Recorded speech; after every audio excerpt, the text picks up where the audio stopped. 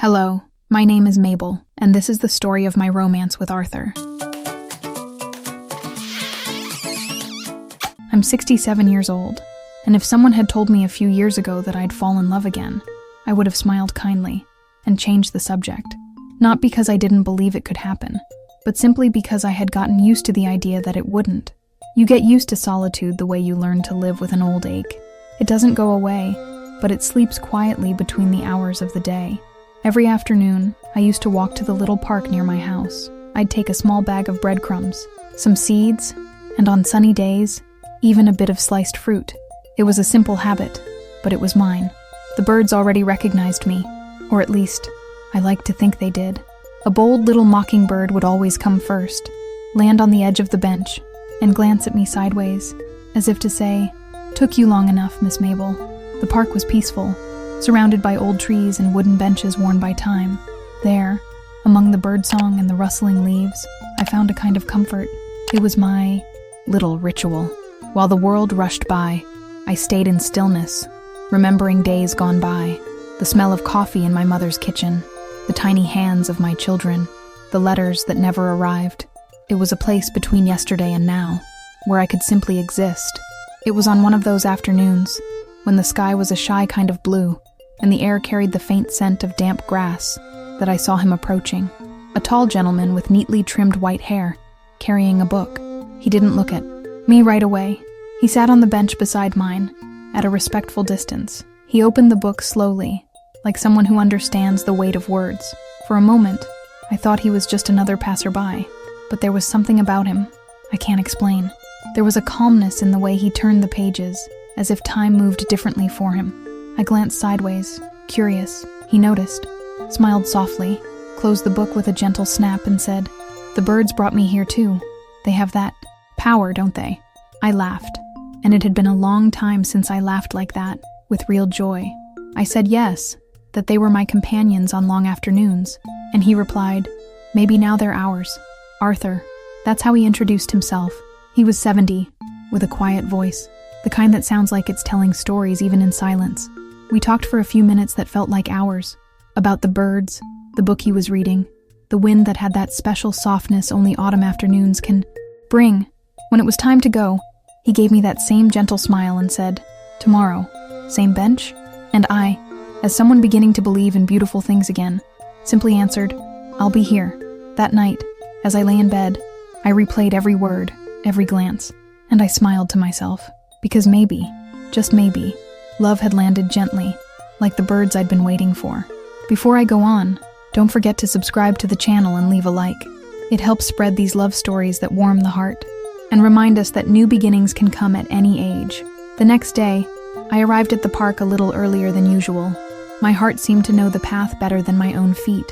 The bag of seeds trembled slightly in my hands, not from the cold, but from anticipation.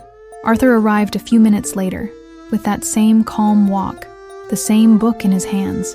He smiled like someone finding something dear again, and slowly, he sat beside me. "I thought maybe you wouldn't come," he said, like someone testing the waters of an old river.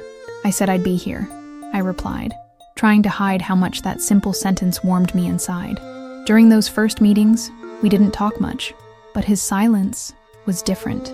It wasn't the kind that makes you feel alone or small. It was a silence that stayed with you, like a light blanket over your shoulders. A silence that said, without saying anything, that I didn't need to be more than I was. He listened to me with a presence I hadn't felt in years. There was no rush to respond, no distracted glances. He listened even when I spoke about the weather, my grandmother's recipes, or how I missed Sunday family dinners. And there was something beautiful in being listened to like that. A woman my age, we get used to being overlooked, interrupted, talked over. But with him, it was different. When I spoke, he seemed to hold on to every word. "You have a beautiful way of telling things," he said once, while I talked about the swallows that only showed up in September. "I think it's because no one listens with as much care as you do," I replied. And in that moment, I realized just how good it felt. Over time, I began to notice how different he was from the other men I had met, not because of poetic words or his appearance, though his eyes held a calm blue that seemed to know all the sea's secrets. It was in the way he showed up. He didn't try to fix me, didn't comment on every sentence, didn't try to impress. He simply was. And in that presence, there was a kindness that embraced me. I felt seen, not the way you see a sweet old lady feeding birds, but seen as someone with a story, with layers, secrets, desires. And that, after years of being just the mother, the grandmother, the neighbor, the widow, was deeply liberating. We always parted with the promise of another meeting. And when he said, "See you tomorrow," I knew he didn't just mean the park. He meant this quiet conversation we were building. A conversation made of long glances, of smiles that reached the eyes first, of a care I'd forgotten existed. And it was there, on that worn-out park bench, among breadcrumbs and hungry birds, that I realized sometimes love doesn't need to say anything. It just needs to be, and be for real. It was a colder afternoon, one of those where the wind seems to whisper old memories in your ear. I had brought an extra sweater, more from intuition than necessity. Arthur arrived with his usual calm steps, but this time without a book. He sat beside me, in silence, looked at the sky, then at me, and said softly, "The wind's carrying some kind of longing today, don't you think?" I nodded with a small smile. I felt it too. There was nothing else that needed to be said. We sat there a long while in silence, a silence that beside him was never empty. On the contrary, it felt full of everything we didn't yet know how to say. I caught myself watching his hands, strong, yet gentle, the way he looked at the birds, as if he could still find beauty in repetition. And in that moment, he moved just a little closer, didn't say a word, just rested his head on my shoulder, gently, as if asking time itself for permission. My body froze for a second, not from fear, but from surprise. That wasn't part of the routine, of light chats about the weather or birds. It was something else, a touch, a connection, a presence that now truly touched me. I closed my eyes for a moment and felt the soft weight of his head, the warmth that traveled from my shoulder to my chest and my heart. It answered, not with fireworks, but with a strange peace, almost a quiet joy that came from deep inside. My body understood before my mind. This was good. It was right. It was safe. It took a few seconds, but I let myself relax. My shoulders, so used to carrying memories and absence, gave in, and in that subtle surrender, I realized it had been years since anyone touched me with such tenderness. That simple, almost childlike gesture awakened something I thought had long gone to sleep. The desire to be held, touched, felt, not just as someone kind or sweet, but as a woman. "I'm sorry." It was impulse, he murmured, not pulling away. "You don't have to be sorry," I whispered back. "It's been a long time since I felt something so beautiful." We stayed like that for what felt like forever. Neither of us wanted to break the moment, and honestly, I couldn't remember the last time a touch said so much. It wasn't about loneliness, it was rediscovery. A part of me that thought it had closed the door to physical affection, to the warmth of intimacy, was slowly reigniting, like an ember catching the wind. When he lifted his head and looked into my eyes, there was a mixture of gratitude and care in his, and in mine, he must have seen wonder and tenderness, because in that silent gesture, love didn't ask for permission. It just arrived, without noise, without plans, but with truth. And there I was, on that park bench, letting myself be touched, not just in body, but in soul. That afternoon, the sky looked like it had been painted with strokes of orange, pink, and gold. The sunlight spilled through the trees as if trying to hug us. It was late afternoon, my favorite time in the park. Arthur arrived holding a notebook. I was surprised. He always brought a book. He sat beside me, adjusted his glasses, and looked at me with a different kind of light in his eyes. "Today, I wanted to share something with you," he said, with that soft, steady voice that always brought me peace. I smiled, curious. He opened the notebook with care, as if every page held a secret. It was a book of poems, Pablo Neruda. My breath caught for a moment. Neruda always touched me in a way I couldn't explain. "This one made me think of you last night," he murmured, and began to read. "I want to do with you what spring does with the cherry trees." I closed my eyes for a moment, not out of shyness, but to feel it more deeply. Those words, coming from Arthur's lips, in that late afternoon, light, didn't feel like just verses anymore. They were gestures. They were touches without hands. It was love arriving, through his voice. When I opened my eyes, he was looking at me with such tenderness. He continued reading. one poem after another. Sometimes he paused to comment. Other times he just read straight through, as if he sensed I simply needed to listen. In that moment, poetry felt more intimate than any embrace, because it was chosen, because it was offered like a gift. Have you always liked poetry? I asked during a pause. Not always.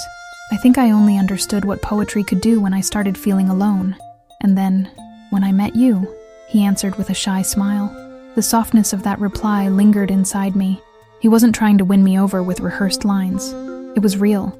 It was a 70-year-old man offering words the way one offers flowers. And there was no rush, no urgency, just the quiet desire to share what brought comfort. I remembered reading those same poems in my youth, but now they felt different. The words had gained wrinkles, scars, silences, and maybe that's why they made more sense now. Loving in your 20s is a wildfire. Loving after 60 is a fireplace. It warms you, it lights the room, but it respects the time the wood needs to burn. I don't think anyone's ever read poetry to me like this, I confessed, and I don't think anyone ever deserved to be read to like this more than you, he replied. The sun was already setting, but its light still danced through the leaves. The whole world seemed to slow down just to listen with us. Loving after 60 is different. It's like learning to walk again. Each step is slower, more cautious, but also steadier, more intentional. You're not chasing time. You're not trying to impress. You just walk side by side, hoping your steps will find the same rhythm. With Arthur, I learned to move again, not just through the paths of the park, but through the maze of affection. At first, I moved, with caution. Not because I didn't trust him, but because I didn't trust myself. So many years spent taking care of others, prioritizing everything except my own heart. I had forgotten what it felt like to be loved without pressure, without duty, without weight. "Are you afraid, Mabel?" he asked once as we strolled slowly, admiring the blooming dogwoods. "I am. Not of you, but of what this might wake up in me. Afraid of needing something and not knowing how to handle it. Afraid of getting attached and losing it." He gently took my hand. Didn't squeeze, just held it. "Me too, but we can take it slow, if that's okay." And there it was, the difference. Mature love doesn't come to sweep you away. It comes to steady you. It isn't a storm. It's a breeze. It isn't euphoria. It's calm. In my youth, I loved like someone diving into the ocean without knowing its depth. Now, I love like someone who chooses to sit by the shore, feeling each wave touch her feet, without needing to control anything. And somehow, that doesn't make it smaller. It makes it truer. There's a rare beauty in someone who respects your pace. Arthur never pushed, never rushed my feelings. He understood that after a lifetime of caring for others, I had to learn how to care for myself. And so, without grand promises, he offered me the rarest gift, space, to feel, to exist, to love. I discovered that loving after 60 is, above all, an act of courage. Because by then, you already know how everything can change. You've seen life twist and turn too many times. But even so, even with all the scars, you still choose to try. And that choice, made with maturity, holds a richness no young love can understand. "Do you think it's too late for this kind of thing?" I asked once, my voice barely louder than the wind. He looked at me with that sweet calm of his and answered, "Too late? Mabel, the best time to feel something is when you're finally ready not to waste it." That line echoed in me for days. That was it. We don't love on impulse anymore. We love by choice. And every gesture, every touch, every meeting carries more meaning, because we know how precious time really is. Learning to love again wasn't like rekindling an old flame. It was like lighting a new lamp in a room I thought had been closed off forever. And Arthur, oh Arthur, he was the one who gently turned the knob, entered without force, and showed me that even with slower steps, love still knows how to find its way. Talking about love after 60 is already a challenge in itself, but talking about it with your children felt like walking barefoot on gravel. It took me weeks to decide. I rehearsed phrases alone in the kitchen, in the shower, even at the park. I kept wondering, what if they don't understand? What if they think I'm being foolish?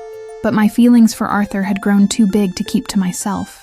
I needed to share them, not for permission, but because they are part of me, and I wanted them to know this new part too.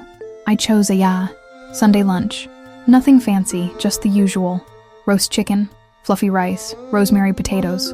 My daughter Marjorie brought dessert. My son Edwin showed up late, as always. We talked about everyday things, and I kept my voice steady, my smile light. Then, in a pause between the last bite and the brewing coffee, I took a deep breath. There's something I'd like to tell you. They looked at me with that quiet curiosity of people already imagining 1,000 possibilities. I've met someone. His name is Arthur, and he's been good to me. For a moment, no one said anything. Marjorie slowly put down her dessert spoon. Edwin crossed his arms. Their silence wasn't judgmental, but it was thick, like they were trying to reorganize their understanding of the world. Mom, are you saying you're dating? Edwin asked, raising an eyebrow slightly. I don't know if that's the word, but yes, I'm allowing something beautiful to grow. Marjorie bit her lip, thoughtful. Then she looked at me with a mix of surprise and tenderness. Are you happy? I felt a lump in my throat, because that was it. That was all that mattered. I am. Very. She reached out and held my hand across the table. Edwin took a little longer. He's more reserved, more protective. But in the end, he sighed and said, It's just strange to think about. We've seen you alone for so long. It felt like that was just your way of living. And for a long time it was. But now, it doesn't have to be. They didn't smile right away, but they didn't walk away or judge me either. They stayed there, digesting it, maybe realizing that love doesn't come with an expiration date, and that their mother was still a woman, with a heart, with desires, with the right to start over. That night I received a message from Marjorie. If he makes you feel good, I want to meet him. I love you, Mom. And a few days later, Edwin showed up with a potted plant and said bluntly, So he doesn't think we're going to make this easy. But I want to see this, Arthur, for myself. I smiled. Because love, even after 60, is something we build, not just within ourselves, but around us too. And little by little I realized that it wasn't just my heart opening. My family was learning to see me again, as a woman, as someone who still loves, still feels, still lives. And that meant more than any approval. Now when we arrive at the park, the birds are already waiting for us, or so we like to believe. Arthur carries a handful of seeds in his pocket, and I bring a small thermos of fresh coffee. We sit on the same old bench, the one already shaped to our bodies and our story. And there, side by side, we let time pass without haste, like two old friends who've learned never to waste another sunset. If someone were to see us like that, they might think we're just another elderly couple in their quiet routine. But only we know how sacred that bench truly is. How many aches were soothed there. How many unspoken words took form among the birdsong and the scent of grass. That's where I found myself again. That's where he reached for my hand, asking for nothing in return. That's where love, that mischievous thing full of surprises, decided there was still time for us. Arthur likes to joke that the birds are our feathered cupids, and I laugh, because maybe he's right. They brought us together, day after day, without any fuss, just quietly witnessing our transformation. Now, when he reaches for my hand, it feels natural. When he leans over to pour my coffee, I already know he'll add too much sugar, but I drink it anyway, because it's in those little gestures that he says, I know you, and I choose you. Sometimes we sit in silence, but it's never an empty one.